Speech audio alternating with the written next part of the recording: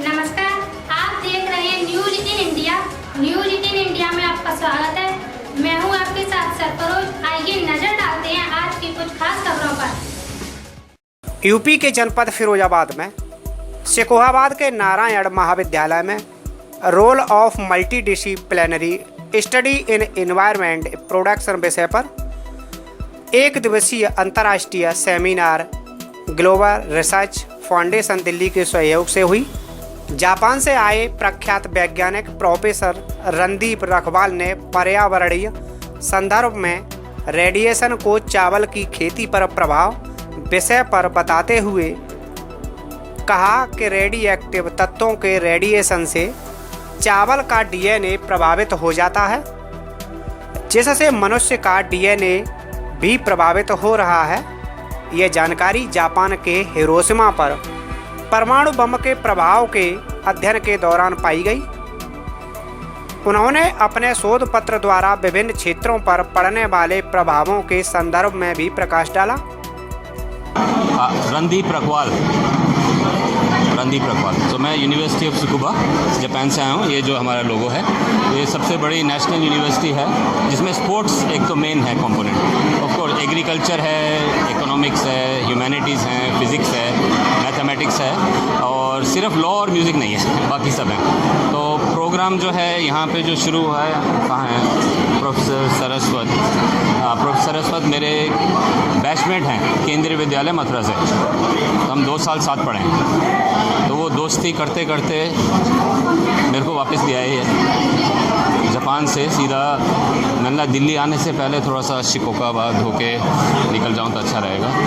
और जो आज का टॉपिक जो था एनवायरमेंटल, एनवायरमेंट कीवर्ड है, तो आप जानते ही हैं क्लाइमेट एनवायरनमेंट सबसे बड़ा हॉट टॉपिक है दुनिया में। जापान में हो तो उसके लिए मैंने आज बात करी थी, रेडिएशन की प्रॉब्लम, न्यूक्लियर पावर की प्रॉब्लम, कि क्या इश्यूज़ हैं, क्या चैलेंजेस हैं, उसकी बात करी आज। और पूरा रियल लाइफ एग्जांपल दिखाया है जो 2011 में अर्थक्वेक की वजह से सुनामी और न्यूक्लियर एक्सीडेंट हुआ है। तो वो जो एनवायरमेंटल प्रॉब्लम है वो कहीं भी हो सकती है। तो इंडिया भी न्यूक्लियर रिएक्टर बना रही है। तो मैं ये नहीं कह रहा कि क्या अच्छा है क्या बुरा है, ये है कि हमें एनवायरनमेंट पे ध्यान रखना ज़रूरी है। उसके लिए रिसर्च है, एजुकेशन है, बहुत ज़रूरी है। और उसके लिए जो नई टेक्नोलॉजी हैं वो भी बहुत ज़रूरी है। इसलिए एनवायरमेंटल टेक्नोलॉजी की बात है। अब वो पुरानी बात नहीं है कि आप पढ़ लिया हो गया। अब आपको टेक्नोलॉजी से उसका सॉल्यूशन निकालना पड़ेगा। तो इसलिए एनवायरनमेंट टेक्नोलॉजी। तो इस वजह से ये जो आज का नारायण कॉलेज का प्रोग्राम है तो बहुत बढ़िया स्टार्ट है। मैं बोलूँगा वेरी गुड इनिशिएटिव कि सब यहाँ पे इकट्ठे हुए हैं और नेटवर्किंग हो गई है। सबसे बड़ी नेटवर्किंग, कम्युनिकेशन हो गई है। और मैं जिनको नहीं जानता था, मैं प्रोफेसर साहब के अलावा और किसी को जानता नहीं था, तो उनसे मुलाकात हो गई है। और जो मेरे पीछे सब हैं स्पोर्ट्स वाले, तो मेरा दूसरा मकसद है कि स्पोर्ट्स, इंडिया और जापान में स्पोर्ट्स को कैसे बढ़ाया जाए। तो शेयरिंग ऑफ नॉलेज, तो उसके लिए अलग पर्पस है। तो 2 काम एक ही साथ हो गए इस वजह से। और मेरे हिसाब से बड़े शहर में प्रोग्राम, बड़ी कॉन्फ्रेंस के, वो तो ठीक है चल रहा है प्रोग्राम, पर जो लोकल कॉन्फ्रेंस है स्मॉल सिटीज़ में, ये नहीं बोलना कि शिकोहाबाद इज़ ए स्मॉल और इररिलेवेंट, नहीं, वो वाली बात नहीं है। बात यह है कि जहाँ पे ज़रूरत है वहाँ पे साइंटिस्ट को जाना ज़रूरी है। तो मेरा ये तो पहले से वही है कि जहाँ पे कोई नहीं जाता, I want to go and share knowledge. ये नहीं है कि मैं बाहर से आया हूँ कुछ बता रहा हूँ, नहीं, ऐसा कुछ नहीं है। मैं शेयरिंग ऑफ नॉलेज है, तो कीवर्ड है शेयरिंग ऑफ नॉलेज। तो इसके लिए आज का प्रोग्राम तो बहुत ही उस हिसाब से मेरे लिए तो बहुत अच्छा है कि स्टार्ट होनी चाहिए। जो भी है it has to start. Japan ने भी स्टार्ट किया 64 ओलंपिक से, देखें कहाँ पहुँचा है। 64 में 40 साल हो गए। इंडिया अभी स्टार्ट कर रही है, तो हम वो जितनी भी नॉलेज है शेयर कर सकते हैं, लर्न कर सकते हैं। तो इस हिसाब से आज की conference for me is really good. बहुत अच्छा इनिशिएटिव है और मैं तो तैयार हूँ सबसे बात करने के लिए। और स्पोर्ट्स का बहुत ज़रूरी है बात करना। तो स्पोर्ट्स की बहुत, क्योंकि इंडिया में स्पोर्ट्स का पोटेंशियल जापान ने देख लिया कि Indian sportsman, sports women, sports personal, कि उनका लेवल धीरे धीरे बढ़ रहा है। तो जितने मेरे जापानीज़ कोलीग्स हैं, मैं तो स्पोर्ट्स फैकल्टी से हूँ, तो बहुत इंटरेस्टेड हैं कि हम स्पोर्ट्स में इंडिया से कोऑपरेशन करें। तो फुटबॉल टीम आई, फुटबॉल के कोचेज़ आए थे। 2 हफ्ते का प्रोग्राम किया गया था सुकुबा में। और पिछले साल जूडोकोज आई थी, 2 मणिपुर से लड़कियां आई थी। तो सब हैरान रह गए थे, जापान के सारे कोच के इतने बढ़िया उन्होंने प्लेयर जूडो का नहीं देखा है। तो ये फ़र्क धीरे धीरे बढ़ रहा है और जापान को भी कि इंडिया से कितनी कोऑपरेशन करनी है स्पोर्ट्स में वो पता चल रहा है। तो इसलिए लोकल ग्लोबल की बात अब ख़त्म हो गई, लोकल आना बहुत ज़रूरी है। So this is local for me as it gets. Thank you. इसी क्रम में विषय विशेषज्ञ के रूप में शोध पत्र पढ़ते हुए डॉक्टर BK सारस्वत ने गैस विच्छिन्नीकरण में नैनो संरचना झिल्ली की उपयोगिता विषय पर विस्तार से चर्चा की और हाइड्रोजन गैस के भविष्य के ईंधन की उपयोगिता पर प्रकाश डाला। मैं विभव सारस्वत और इंडियन मिलिट्री एकेडमी देहरादून से इस कॉन्फ्रेंस में मैं पार्टिसिपेट करने के लिए एज ए स्पीकर मैं यहाँ आया हूँ। और मुझे लगता है कि बड़े शहरों के बजाय छोटे शहरों में जो इस तरह की इवेंट्स हैं वो लगातार होनी चाहिए। इससे टीचर्स को, स्टूडेंट्स को एक्सपोजर जो मिलता है बाहर क्या हो रहा है, जिनको डायरेक्टली अभी इनको एक्सपोजर नहीं मिल पाता है, इन इवेंट्स के थ्रू उनको एक्सपोजर मिलता है। और जो इस कॉन्फ्रेंस का टॉपिक है कि एनवायरनमेंट प्रोटेक्शन को लेकर, तो एनवायरनमेंट प्रोटेक्शन को लेकर जो गवर्नमेंट की पॉलिसीज़ हैं उसको हमें समझना चाहिए। और मैंने जिस टॉपिक पर टॉक दिया था अभी वो था हाइड्रोजन प्योरीफिकेशन पर, क्योंकि एनर्जी की नीड सभी को है, रहना है तो हमें एनर्जी की ज़रूरत पड़ेगी। और जो एनर्जी के ट्रेडिशनल सोर्सेज हैं वो धीरे धीरे ख़त्म होते जा रहे हैं। तो उसके लिए हमको हाइड्रोजन एक ऐसा एलिमेंट है जिसको हम बहुत सारी एनर्जी के सोर्स के लिए यूज़ कर सकते हैं। और हाइड्रोजन हमें मिलता है केवल पानी से, एटमॉस्फेयर में जो अवेलेबल है वो तो प्योर फॉर्म में नहीं है, और दूसरा उसके साथ इम्प्योरिटी बहुत सारी होने के बाद उनका कंसंट्रेशन भी कम है। तो हाइड्रोजन को किसी प्रोसेस के थ्रू करते हैं तो एक तो उसका बाई प्रोडक्ट पानी है, वैसे ही हमारे लिए यूज़फुल है, और उसी से हमको हाइड्रोजन निकालना है। तो हाइड्रोजन प्योरीफिकेशन के लिए हम block copolymer composite track etched membranes हम PET की यूज़ कर रहे हैं, जिसके थ्रू हम प्योर हाइड्रोजन अपने आगे के एनर्जी रिक्वायरमेंट्स के लिए हम उसको यूटिलाइज कर रहे हैं। ये मेरा आज का टॉपिक था। और ये क्योंकि एनवायरनमेंट से काफ़ी सारा कंसर्न रखते हैं, इसलिए हम सभी को इसकी तरफ ध्यान देना चाहिए और छोटे छोटे इनिशिएटिव भी लेने चाहिए सो दैट कि हमारा एनवायरनमेंट ग्रीन और हैप्पी और प्रोटेक्टेड रह सके। Thank you.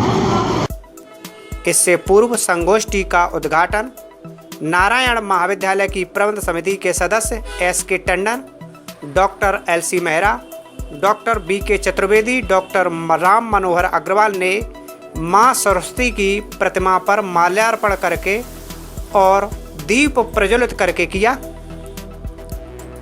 सेमिनार के मुख्य वक्ता doctor Randeep Agarwal, doctor BK Saraswat तथा प्रबंध समिति के सदस्यों का अंग वस्त्र बुके मोमेंटो देकर सम्मानित किया गया।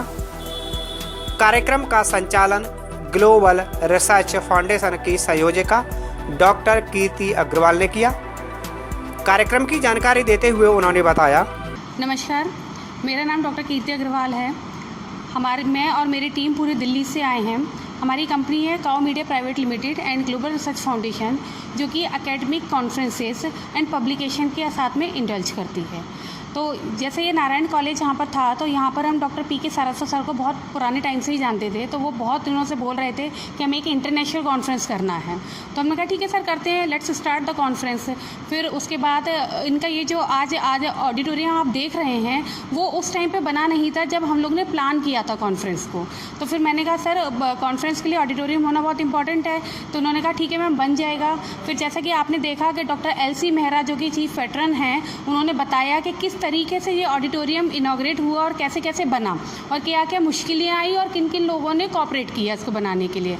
तो फाइनली ये ऑडिटोरियम बन गया। फिर जो डॉक्टर प्रोफेसर रणदीप अग्रवाल जी हैं, वो जापान से हैं। उनका मीन्स इंसिडेंट ऐसा हुआ कि जब हम कॉन्फ्रेंस प्लान कर रहे थे तभी उन्होंने बोला कि मैं इस टाइम पे विज़िट कर रहा हूँ इंडिया। सो ये तो हमारे लिए सोने पे सुहागा वाली बात हो गई, क्योंकि हम लोग वैसे भी इंटरनेशनल स्पीकर को ढूंढ ही रहे थे। तो उन्होंने एक्सेप्ट किया हमारा इन्विटेशन, और क्योंकि हमारा हमारा टॉपिक ही था environment protection, role of multidisciplinary studies in environment protection. तो क्योंकि ये जो एनवायरनमेंट प्रोटेक्शन है आजकल के टाइम का बहुत ही हॉट टॉपिक है। हम सबकी रिस्पॉन्सिबिलिटी बनती है कि कहीं ना कहीं कैसे ना कैसे हम लोग को एनवायरनमेंट को प्रोटेक्ट करना ही है। तो उन्होंने जो अपनी टेक्निक्स बताई जो कि उन्होंने जापान में सीखी या जापान में वो सिखाते हैं कि वो कैसे राइस के थ्रू और जो रेडिएशंस निकलती हैं उसकी वो एनवायरनमेंट को प्रोटेक्ट करते हैं। क्योंकि आजकल क्या होता है कि लोगों में एक छोटा सा फोबिया है, environment protection means to save the trees, to save the rivers. तो एनवायरनमेंट का मतलब है ओवरऑल प्रोटेक्शन ऑफ एनवायरनमेंट, चाहे वो क्रॉप से रिलेटेड हो, चाहे वो फर्टिलाइजर से रिलेटेड हो, चाहे हमारे पॉल्यूशन से रिलेटेड हो, कहीं से भी हो, हमें एनवायरनमेंट सेव करना होता है। तो आपने देखा कि जो प्रोग्राम था वो इसी पे बेस्ड था। हमारे काफ़ी सारे स्पीकर थे, एक डॉक्टर वीके सारस्वत सर थे जो कि IIM देहरादून से आए हुए थे। प्रोफेसर रणदीप रखवाल को आप जानते ही हैं, वो जापान से आए हुए थे। हालांकि वो हैं इंडियन लेकिन वो बहुत सालों से जापान में ही है, वहाँ पे इसी लेवल पे वर्क भी कर रहे हैं। और हमारे जितने भी होस्ट थे वो थे आपके president SN Tandon ji, doctor LC Mehra sir, doctor VK Chaturvedi और बहुत सारे मेंबर थे मैनेजमेंट कमेटी के। लेकिन ये सारी की सारी चीज़ को असेंबल करना, एक प्लेटफॉर्म पे लेके आना, उसके पीछे का ब्रेन जो होता है वो सारा ब्रेन था डॉक्टर PK सारस्वत सर का। क्योंकि उन्हीं ने ही इनिशिएटिव लिया, उन्होंने रिस्पॉन्सिबिलिटी ली और इन्होंने उस चीज़ को पूरा फुलफ़िल करने का जिम्मा उठाया और वो हो भी गया सक्सेसफुली। क्योंकि cooperation is very much important to all the people, right. उसके बाद जैसा कि आपने देखा बहुत सारे लोगों को अवार्ड्स भी मिला है यहाँ पर। तो अवार्ड्स का पर्पज़ ये होता है क्योंकि आप जानते हैं कि एकेडमिक्स में लोग सालों साल 15 साल 20 साल काम करते रहते हैं, लेकिन उनके जो कैलिबर होता है, उनकी जो एलिजिबिलिटी होती है और जितना उन्होंने काम किया होता है अपने ड्यूरेशन में, उनको मोटिवेट करने के लिए कुछ ना कुछ ऐसे अवार्ड और कुछ ना कुछ ऐसे फंक्शन होना चाहिए जिससे उन्हें लगे कि उनको कोई सम्मान दे रहा है, कोई रिस्पेक्ट दे रहा है। तो उसलिए हमने एक ज्यूरी बनाई थी, एक रिव्यू कमेटी बनाई हुई थी, उसमें रिज्यूम्स आए हुए थे कई लोगों के। तो उन रिज्यूम्स में से हमने सिलेक्ट किया था और उनको अवार्ड के लिए नॉमिनेट किया था। फिर उन्हें बुलाया गया था यहाँ पे अवार्ड देने के लिए, जिससे कि ये मैसेज जाता है कि एकेडमिशियंस का जो वर्थ होता है, जो उनकी मेहनत होती है वो वेस्ट नहीं होती है, वो सक्सेसफुल होती है और एक ना एक दिन लोगों के सामने आ ही जाती है। So this was all purpose of this conference. और होपफुली ये सारा की सारा सक्सेसफुल हुआ। और अभी इसके बाद में हमारा एक टेक्निकल सेशन भी स्टार्ट होने वाला है, क्योंकि बहुत सारे लोगों ने पेपर अपनी कंट्रीब्यूट किए थे, एब्स्ट्रैक्ट कंट्रीब्यूट किए थे, and they are going to present right after lunch.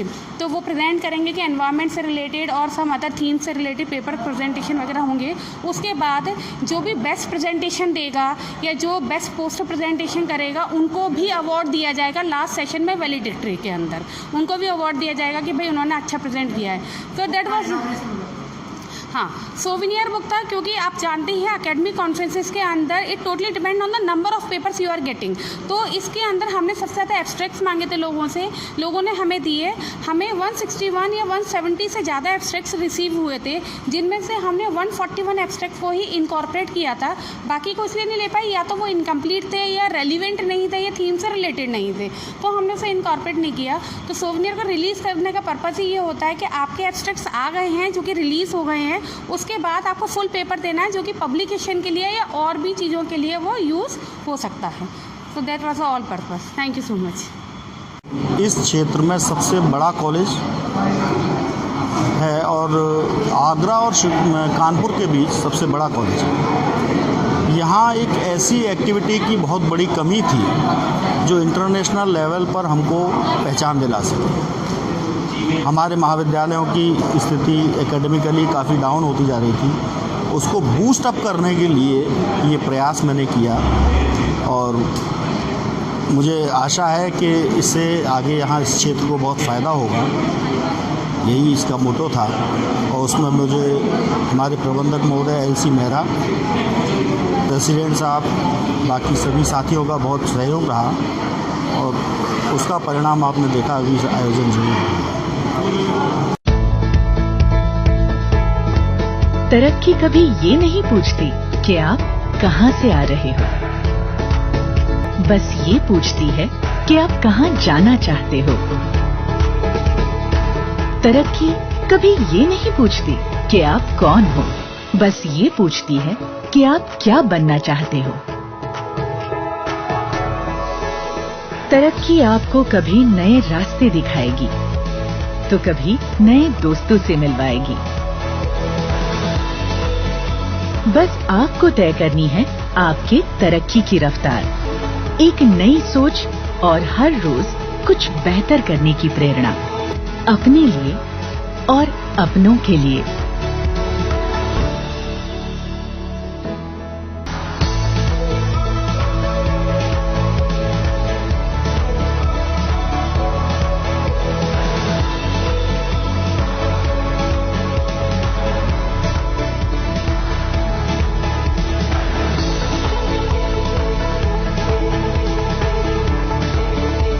हर रोज कुछ बेहतर।